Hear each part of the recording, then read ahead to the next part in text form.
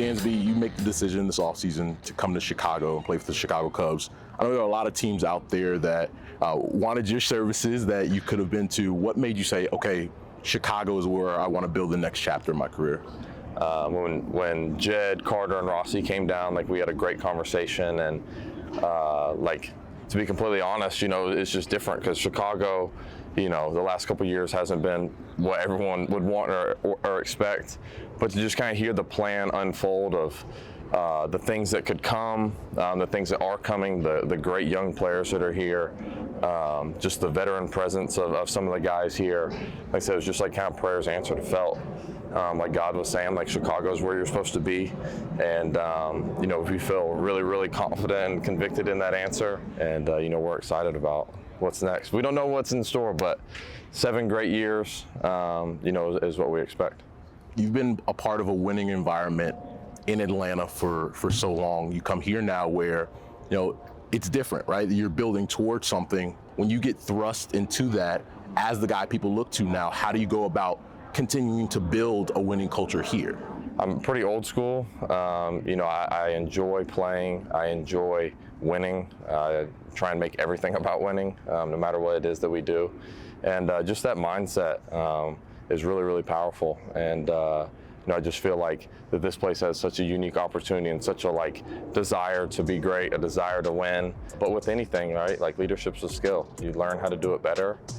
You learn things to do, things not to do, things you can say to certain groups of people that they respond well to and others maybe not so much. So become very, like, obsessed with, like, learning and figuring out ways to get through to different people.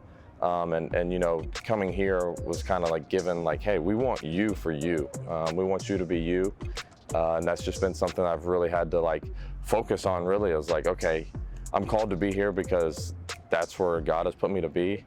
And my job is just to show up and be myself. How excited are you to play across from Nico every day? It's a guy that, you know, was playing short, now moves to second. It seems like you guys are a hand and glove fit at second and short. It's something we're gonna have to figure out, obviously, being new to each other, but he's such just like a baseball player. He's a good baseball player. And the game needs more guys like that.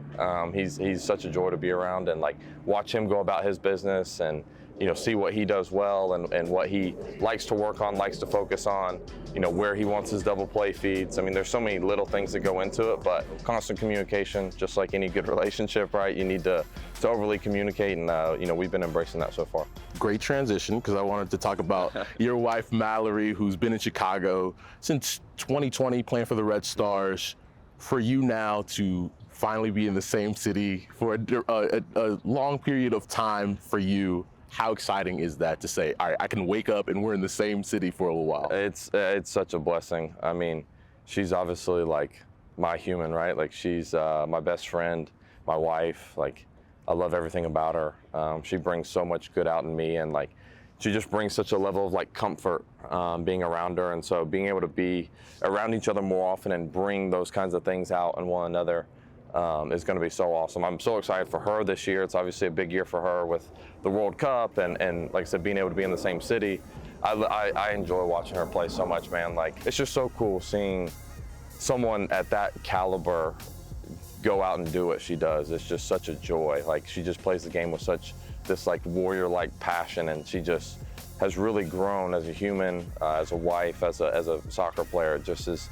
It's been so fun for me to, like, watch and be a part of. And, you know, she's an easy person to love. She knows how to challenge me pretty well. She does. She knows how to bring out the best in me. Last thing before I let you go, you're a Georgia boy through and through, even now, played in Atlanta, and I heard through the grapevine that back in the day, your favorite meal was steak, cream corn, fried okra, and biscuits. Oh, yeah. Now, I don't know, I think you can find all those things in Chicago at different restaurants. I don't know about the same restaurant. Is that still your go-to now? Yeah, I'm a Southern boy, man. Like, I'll say it forever and always, like, I'm a diehard Falcons fan. I'm a diehard Hawks fan. Like, I love everything about the city of Atlanta. Like, that's so home, you know. But it's just this journey has taken me to a different team, and but my love and affinity for that place will never leave. It's where I want to raise kids, and it's just an amazing place to be. But yeah, I don't know where I'm gonna get that in Chicago. I'm telling you, I'm like a Southern, like, during the summers, you know, if we ever had like a day game and we were staying home, we'd have like homemade ice cream at my parents' house. It's just Southern cooking, man. It's the best.